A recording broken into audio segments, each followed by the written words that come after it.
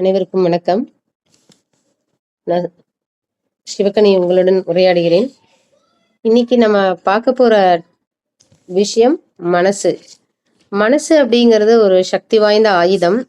இந்த மனசு எந்த மாதிரிலாம் சொல்லலாம் அப்படிங்கிறத தான் நம்ம இன்னைக்கு பார்க்க போறோம். மனம் போல வாழ்வு அப்படின்னு ஒரு வாழ்த்துறதே ஒரு மகிழ்ச்சியான செய்தி அப்படின்னு சொல்லலாம்.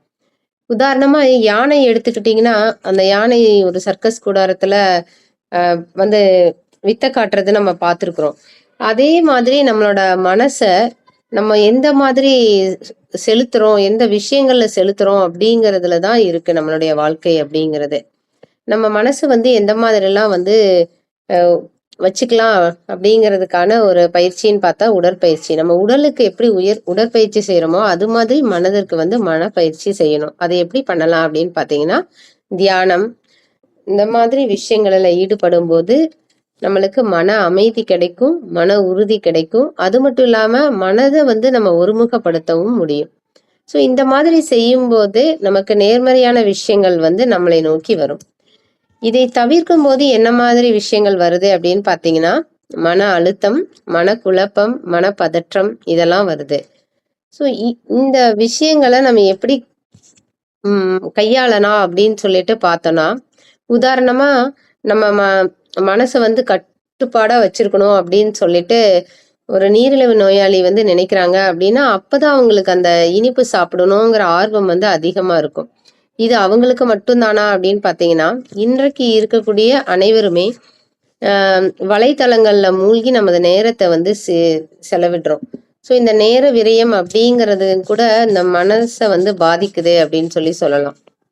உதாரணமா நம்ம ஒரு ரோட்ல ஒரு சாலையில நடந்து போயிட்டு இருக்கோம் அப்படின்னா, ஒரு 10 ரூபாய் கீழே இருக்கு அப்படின்னா அதை நம்ம பெருசா நோட்டை விட மாட்டோம். அதாவது அதை பார்க்க கூட மாட்டோம், போயிருவோம். இதே ஒரு 10,000மோ அல்லது மிகப்பெரிய அளவுல ஒரு பணம் இருந்துச்சு அப்படின்னா, நமது மனம் எந்த மாதிரி எல்லாம் என்ன வரும் அப்படின்னு பார்த்தீங்கன்னா, இதை நம்ம எடுத்து என்ன பண்ணலாம் அப்படிங்கிற மாதிரி நம்மளுக்கு தோணும்.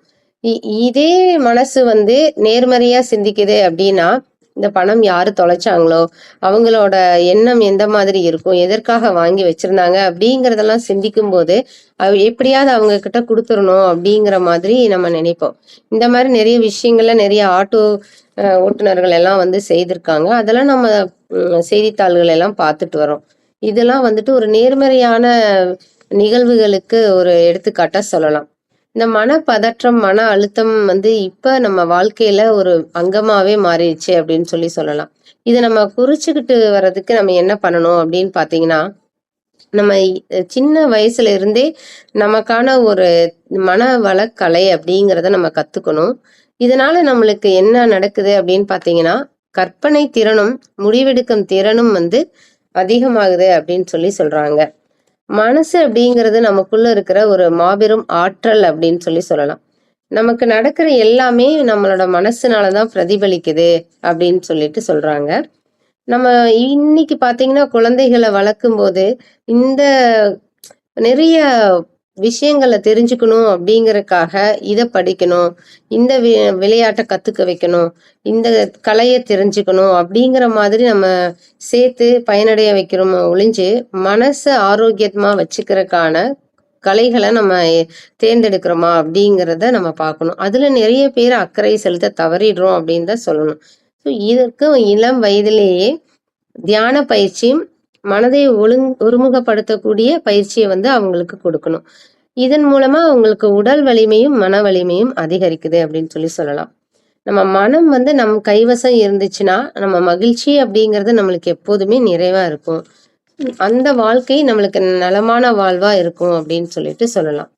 இப்போ ஒரு விஷயத்த நம்ம செய்யும் போது அதற்கு நமது உடல் நலம் சீரா இருக்கணும். அது மட்டும் இல்லாம மனநலமும் சீரா இருக்கணும்.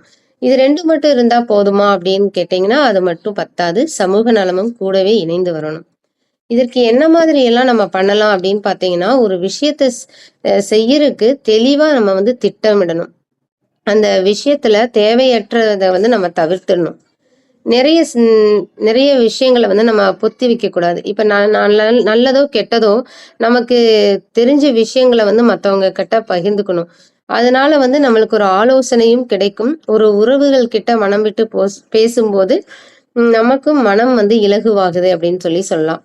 உறவுகளோட நம்ம இணைந்து வாழணும். இப்ப கூட்டு குடும்பமா இருந்துச்சு அப்படின்னா, நம்மளுக்கு நிறைய உறவுகள் இருப்பாங்க. அவங்க கிட்ட நம்ம விஷயங்கள பகிர்ந்துக்கிறதுக்கான ஒரு இடமாகவும் இருக்கும். நம்ம வந்து தூய்மையா இருக்கணும். அதாவது நம்ம உடுத்தக்கூடிய உடையிலிருந்து, நம்ம சாப்பிடுற உணவு வரைக்குமே கூட நம்ம மனச வந்து பாதிக்குது அப்படின்னு சொல்றாங்க ஆய்வாளர்கள். அப்புறம் ஒரு இசைய கேட்கிறோம் அப்படின்னா, அந்த இசை வந்துட்டு இனிமையானதா இருக்கணும். அதே சமயம் இரைச்சல் மிகுந்ததா இல்லாம இருக்கணும்னு சொல்றாங்க. ரொம்ப காதுக்கு இரைச்சல் அதிகமா இருக்கும்போது கேட்டோம்னா, அது மனசையும் பாதிக்குது அப்படின்னு சொல்றாங்க. அது கடைசியா பார்த்தீங்கன்னா தூக்கம். இந்த தூக்கம் அப்படிங்கிறது நிறைய வியாதிகளை வந்து குணப்படுத்தக்கூடிய ஒரு மருந்து அப்படின்னு சொல்லலாம். போதுமான அளவு ஓய்வெடுக்கும் போதே நிறைய வியாதிகளை கட்டுப்படுத்துது அப்படின்னு சொல்லலாம். இது மனசு சார்ந்த நோய்கள் அப்படின்னு பார்த்தீங்கன்னா, நம்மளுக்கு வந்து மன தடுமாற்றம், படபடப்பு, அந்த இரத்த அழுத்தம் இந்த மாதிரி வியாதிகள்லாம் வர்றதுக்கு தூக்கம் அப்படிங்கிறது ஒரு காரணமா சொல்றாங்க.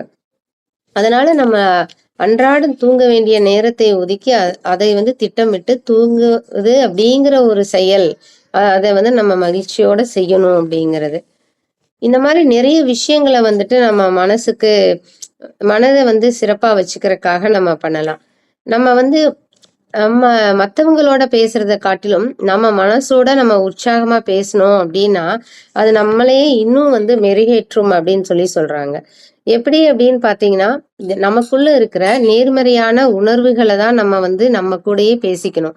எப்படி அப்படின்னு பார்த்தீங்கன்னா, என்னோட கனவுகள வந்து நான் நிஜமாக்கிக்குவேன் அப்படிங்கிற ஒரு உறுதி எடுத்துக்கணும்.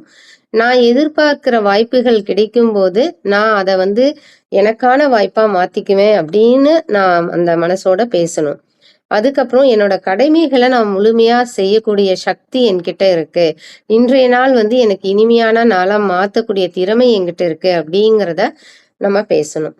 நான் எல்லார்கிட்டயும் அன்பும், கருணையோட இருக்க மாரி, நான் என்னகிட்டயுமே அந்த மாதிரி இருப்பேன் அப்படிங்கிறதையும் நம்ம சொல்லணும். அதுக்கப்புறம் நமக்கு சூழலும், சந்தர்ப்பங்களும் நம்மளை மாற்றும்போது, நான் வந்து என்னுடைய இயல்பான நிலையிலிருந்து நான் மாறாம இருக்கணும் அப்படிங்கிற மாதிரி நான் மனசுகிட்ட பேசிக்குவேன் அப்படின்னு சொல்லிட்டு. எவ்வளவு தடைகள் வந்தாலும் கூட, நான் நினைச்ச உயரத்த வந்து அடையணும் அப்படிங்கிற ஒரு நோக்கோட நான் செயல்படுவேன் அப்படின்ட்டு நம்ம பேசணும். நம்மனால தீர்க்க முடியாத பிரச்சனை அப்படிங்கிறது ஏதாவது இருக்கா? நிச்சயமா கிடையாது. அது என்னால முடியும் அப்படிங்கிற ஒரு நம்பிக்கையுணர்வோட நம்ம செயல்படணும். ஒரு சில நேரங்களில் பதற்றம், குழப்பம், தன்னம்பிக்கை இல்லாம இருக்கிற தருணங்கள் கூட என் மனசுல வந்து நான் அதை எடுத்துக்க கூட மாட்டேன் அப்படிங்கிற மாதிரி நம்ம இந்த விஷயங்கள் எல்லாம் வந்து நம்ம மனசு கூட பேசிக்கணும் அப்படின்னு சொல்றாங்க. ஸோ மனம் விட்டு நம்ம பேசும்போது நமது வாழ்நாள் வந்து மிகச்சிறந்த வரமா இருக்கும் அப்படின்னு சொல்லிடுறாங்க. இதுக்கு ஒரு சின்ன கதைய பார்த்தோம் அப்படின்னா, ஒரு ஜோதிடர்கிட்ட வந்து ஒரு விவசாயி அவரோட ஜாதகத்தை கொண்டு போய் கொடுத்து பார்க்க சொல்றாரு. அப்ப அந்த ஜாதகத்தை பார்க்கும்போது அந்த ஜோதிடருக்கு வந்து தோணுது, இன்னைக்கு இவருக்கு வந்து மரணம் நிகழ போகுதா அப்படின்னு சொல்லிட்டு அவரு நினைக்கிறாரு. அதனால அவர் என்ன சொல்றாருன்னா, அந்த விவசாயி கிட்ட கொடுத்து, உங்களுடைய ஜாதகத்தை இன்னும் மிக தெளிவாக பார்க்க வேண்டும். அதனால் நாளை போய் வாருங்கள் அப்படின்னு சொல்லிட்டு அனுப்பிச்சு விடுறாரு. இவருக்கும் வந்து ஒரு சரி நம்மளோட ஜாதகம் பார்க்கல இருந்தாலும் பரவாயில்ல, நாளைக்கு வருவோம் அப்படிங்கிற ஒரு நம்பிக்கையில அவர் நடந்து வந்துட்டு இருக்காரு. அதுக்கப்புறம் ஜோதிடரின் மனைவி வந்து கேக்குறாங்க, ஏன் நீங்க இவரோட ஜாதகத்தை பார்த்து இவருக்கு சொல்லல? இன்னைக்கே நீங்க சொல்லி முடிச்சிருக்கலாமே அப்படின்னு சொல்லிட்டு. அதுக்கு அந்த மனைவி சொல்றாங்க, இவருடைய ஆயுட்காலம் இன்னைக்கு முடியுது. இதை நான் எப்படி அவர்கிட்ட சொல்ல முடியும் அப்படிங்கிற மாதிரி சொல்றாங்க.